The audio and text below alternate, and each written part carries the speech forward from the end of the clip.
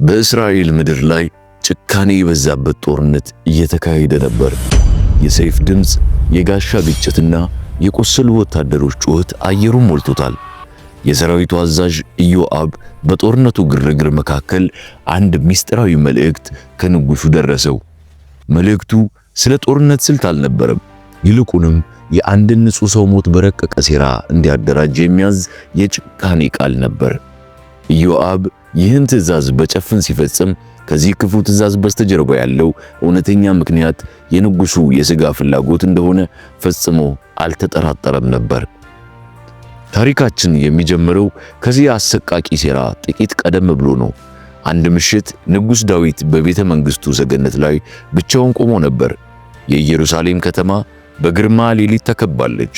ዳዊት ምናልባትም ስለ ጦርነቱ ወይም ስለ ሥልጣኑ እያሰበ ሳለ ዓይኑ በአንድ የማይታመን ትዕይንት ላይ አረፈ። አንዲት እጅግ ውብ ሴት በግቢያ ውስጥ ስትታጠብ ተመለከተ። ያ እይታ በንጉሡ ልብ ውስጥ እንደ እሳት የሚነድ ምኞትን ዘራ። ዳዊት ልቡ በኃይለኛ ትርታ እየመታ ስለ ማንነቷ ጠየቀ። እሷማ የኬጣዊው የኦርዮን ሚስት ቤርሳቤት ናት የሚል ምላሽ ደረሰው። ዳዊት ኦርዮንን ጠንቅቆ ያውቀዋል። ኦርዮን ለዓመታት በታማኝነት ያገለገለው፣ ሕይወቱን ለንጉሡ አሳልፎ የሚሰጥ ምርጥ ጀግና ነበር። ነገር ግን የሚያሳዝነው የታማኙ ወታደር ታማኝነት ዳዊት የሰውየውን ሕይወት ለማጥፋትና የሚስቱን ሕይወት ወደ ሰቆቃ ለመለወጥ ከወጠነው ሴራ ሊያድነው አልቻለም። ይህ የቤርሳቤ ታሪክ ነው፣ የንጉሥ ዳዊት ታላቁና የማይረሳው ኃጢአት። ንጉሥ ዳዊት በቤተ መንግሥቱ ሰገነት ላይ ብቻውን ይመላለስ ነበር።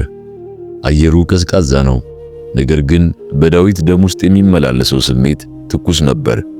ዓይኑ በድንገት አንዲት ሴት ላይ አረፈ። እሷም ቤርሳቤ ነበረች። ቤርሳቤ በግቢዋ ግላዊነት ውስጥ ገላዋን በውሃ ስትታጠብ ዳዊት ተመለከታት። ያ ትዕይንት በንጉሡ ልብ ውስጥ ፈጽሞ የማይጠፋ የምኞት እሳት ለኮሰ። ዳዊት ራሱን መቆጣጠር አልቻለም። ይህች ሴት ማናት ሲል ጠየቀ። መልሱ ግን የዳዊትን ሕሊና ሊያቆመው ይገባ ነበር። እሷማ የታማኙ የኬጢያዊው የኦርዮን ሚስት ናት የሚል ምላሽ ደረሰው። ኦርዮን ለዳዊት ለዓመታት በታማኝነት ያገለገለው ከጀግኖቹ አንዱ ነበር። ዳዊት ግን የኦርዮንን ውለታና ታማኝነት በቅጽበት ዘነጋ። ንጉሡ ሥልጣኑን ተጠቅሞ ቤርሳቤን ወደ ክፍሉ አስመጣት። ቤርሳቤ በንጉሡ ፊት ስትቆም በልቧ ውስጥ ታላቅ ፍርሃት ነግሶ ነበር። የንጉሡን ትእዛዝ መቃወም ሞት መሆኑን አታውቅም ነበርን? ዳዊት ከቤርሳቤ ጋር አመነዘረ። ይህም ታላቅ ግፍ ነበር። ከጥቂት ቀናት በኋላ ቤርሳቤ ጸንሻለሁ የሚል መልእክት ላከች። ይህ ቃል ዳዊትን እንደ መብረቅ መታው። ኃጢአቱ ሊጋለጥበት ሆነ። የእስራኤል ንጉሥ፣ የእግዚአብሔር ቅቡ በአመንዝራነት ሊወቀስ ነው። ዳዊት ኃጢአቱን ለመሸፈን የመጀመሪያውን ተንኮል አሰበ።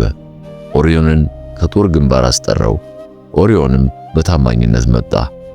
ዳዊት ኦርዮን ወደ ቤቱ እንዲሄድና ከሚስቱ ጋር እንዲያድር ደጋግሞ መከረው።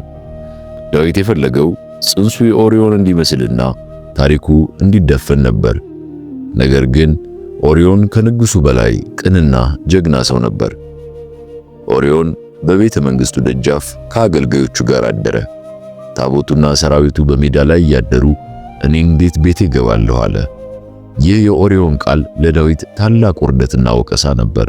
ዳዊት ኦርዮንን አስክሮት እንኳ ሰውየው ክብሩን ሳይጥል በደጃፍ አደረ። የዳዊት ተንኮል ከሸፈ። ጭንቀቱም ወደ ጨካኝ ውሳኔነት ተለወጠ። ዳዊት አሁን ሌላ ምርጫ አልነበረውም። ኦርዮን መሞት ነበረበት። ንጉሡ በገዛ እጁ አንድ ደብዳቤ ጻፈ። ደብዳቤውም የኦርዮን የሞት ፍርድ ነበር። ኦርዮን የገዛ የሞት ደብዳቤውን በእጁ ይዞ ወደ ጦር ሜዳ ተመለሰ። ምንኛ ያሳዝናል! ለንጉሡ የታመነው ሰው በንጉሡ ሊገደል መሄዱ። ኦርዮን በደብዳቤው ውስጥ ያለውን ምስጢር አላወቀም ነበር። ደብዳቤው ኦርዮንን ጦርነቱ በበረታበት ግንባር አቁሙት ይላል። ከዚያም እንዲገደል ብቻውን ትታችሁት ሽሹ የሚል ጭካኔ የተሞላበት ነበር። ኢዮአብ ትእዛዙን ተቀበለ። ኦርዮንን በአደገኛው ቦታ ላይ መደበው። ጦርነቱ እንደ እሳት ነደደ። በረባት ቅጥር አጠገብ ሞት ነግሷል። በምልክት ሰራዊቱ እንዲሸሽ ተደረገ። ኦሪዮን ግን ጀግና ስለሆነ አልሸሸም።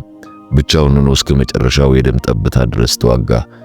ኦሪዮን በጠላት ቀስት ተመቶ ወደቀ።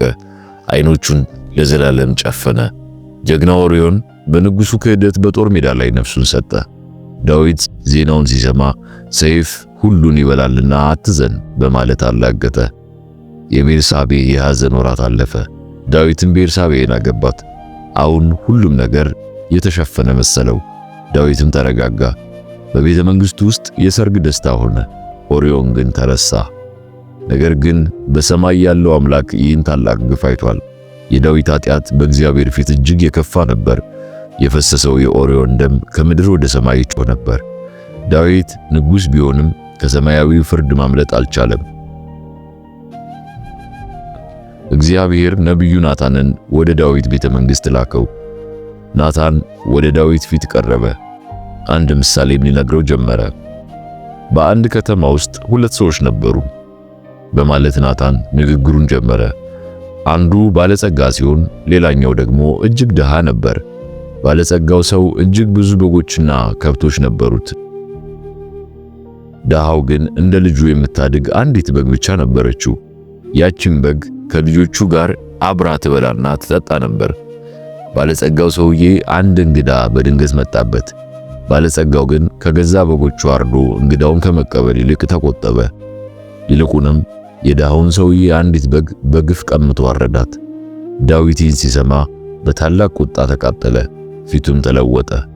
ይህን ያደረገ ሰው ሞት ይገባዋል ብሎ በኃይል ጮኸ። ዳዊት ለድሃው ሰውዬ ፍትህ እንዲሰጠው አዘዘ። ናታን ግን ቀጥ ብሎ ዳዊትን እንዲህ አለው፣ ያ ሰው አንተ ነህ። ዳዊት በድንጋጤ ደረቀ። ቃላቱን በጉሮሮው ውስጥ ታነቁ። የቤተ መንግሥቱ አዳራሽ በዝምታ ተዋጠ። ናታን የዳዊትን ክህደትና ግፍ አንድ በአንድ መዘርዘር ጀመረ። እግዚአብሔር ንጉሥ አደረገ፣ ከሳኦልም እጅ አዳነ። ታዲያ ለምን የእግዚአብሔርን ቃል አቃለልክ? ግፍስ ለምን ሠራ? ኦሪዮንን በጠላት ሰይፍ ገደልክ፣ ሚስቱንም ለራስ ወሰድክ አለው። ስለዚህ ሰይፍ ከቤትህ እስከ ዘላለም አይርቅም የሚል ፍርድም መጣ። በድብቅ የሠራው ኃጢአት በፀሐይ ፊት ይገለጣል ተባለ። በቤርሳቤ የተወለደውም የመጀመሪያው ልጅ ይሞታል ተባለ። ዳዊት አሁን የሚሸሸግበት ቦታ አልነበረውም። ራቁቱን ቀረ።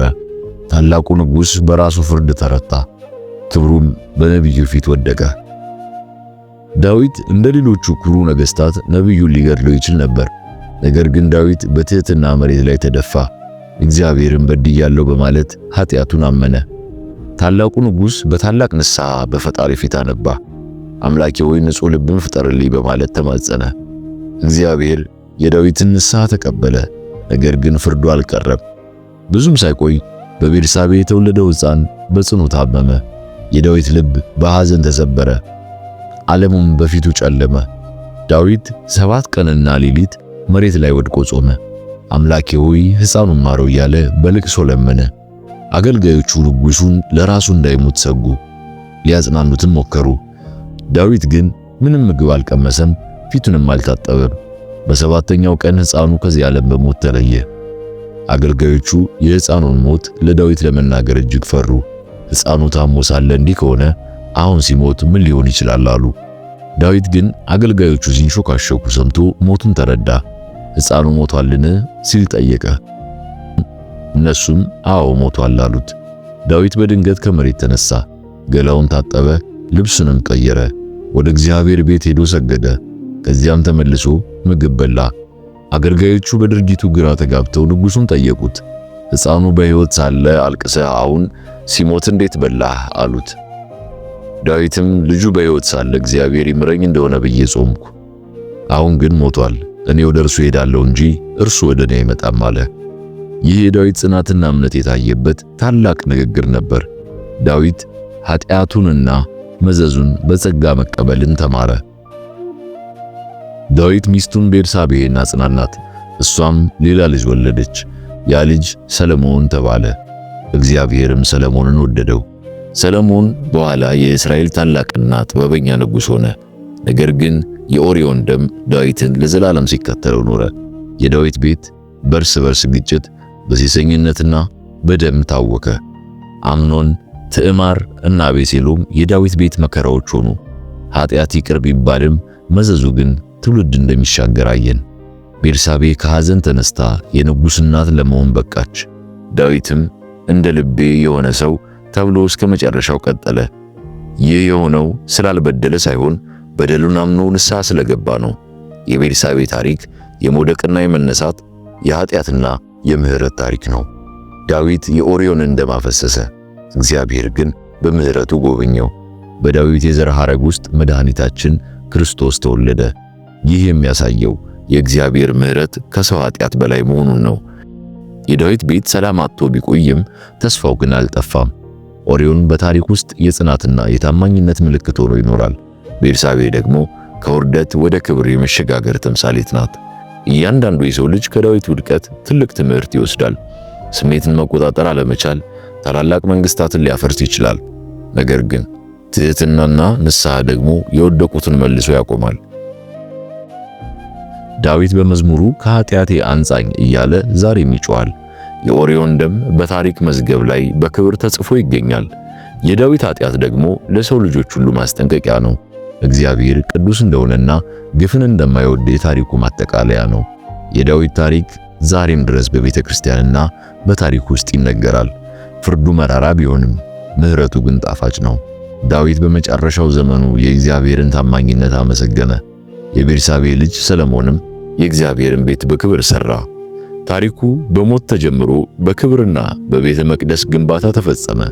የዳዊትና የቤርሳቤ ስም በመጽሐፍ ቅዱስ ውስጥ ለዘላለም ተይዞ ይኖራል። እግዚአብሔር አምላክ ከውድቀታችን የሚያነሳን መሆኑን አንዘንጋ። ይህ የዳዊት ታላቁ ውድቀትና የታላቁ ንስሐ ታሪክ ነው። ውድ ተመልካቾቻችን ይህንን ታሪክ እንዴት አያችሁት? ኃጢአት በድብቅ ቢሰራም በእግዚአብሔር ፊት ግልጽ መሆኑን አየን።